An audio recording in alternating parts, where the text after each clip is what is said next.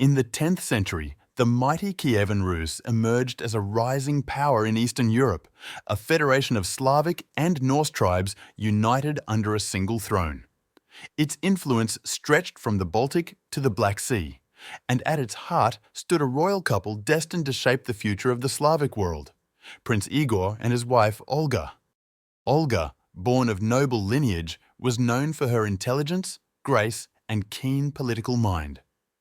Though her marriage to Igor was arranged, their rule was strong, and their young son, Sviatoslav, promised to continue the dynasty. But peace was fragile. To maintain control, the Kievan Rus demanded tribute from neighbouring tribes, including the powerful and restless Drevlians. Their resentment simmered beneath the surface, and fate was about to ignite it.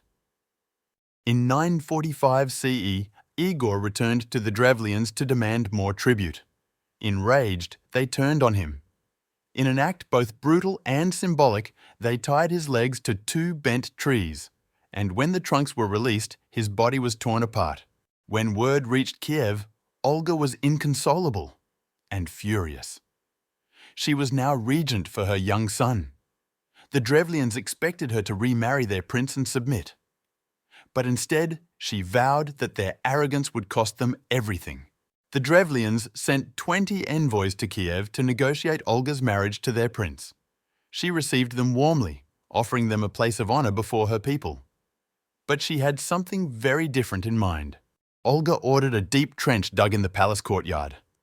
When the envoys arrived for their honor, they were thrown in and buried alive, screaming beneath the earth as soil filled their lungs. Unaware of the first delegation's fate, the Drevlians sent another group. Olga welcomed them too, and invited them to bathe before their audience. Once they were inside, she set the bathhouse ablaze. Still pretending peace, Olga agreed to honor Igor's memory with a funeral feast in Drevlian territory. The people gathered in celebration and drank deeply. But as they slipped into drunkenness, Olga's soldiers struck. In a single night, more than 5,000 Drevlians were slaughtered. The survivors fled in terror, but Olga's revenge was still not complete. The very heart of the Drevlian kingdom, their capital Izkorostan, would pay the ultimate price. Olga assembled her army. The Drevlians' capital would burn, but she had one more cunning plan to humiliate and punish them completely. She demanded 3 pigeons and 3 sparrows from each household. The birds were soaked in pitch, set on fire and released, returning to their nests and burning the city from within. The city was destroyed, its inhabitants slaughtered or enslaved. Olga's revenge was complete, a calculated campaign that annihilated those who dared betray her husband. Olga returned to Kiev victorious. Her enemies were crushed, her son secure, and her people awed. Yet she would soon take a different path, one of faith and diplomacy. Around 957 CE, Olga travelled to Constantinople and was baptized. Her conversion marked her as the first Rus ruler to embrace Christianity, paving the way for her grandson Vladimir to Christianize the Kievan Rus. Olga became a wise and respected ruler, balancing ruthlessness with diplomacy.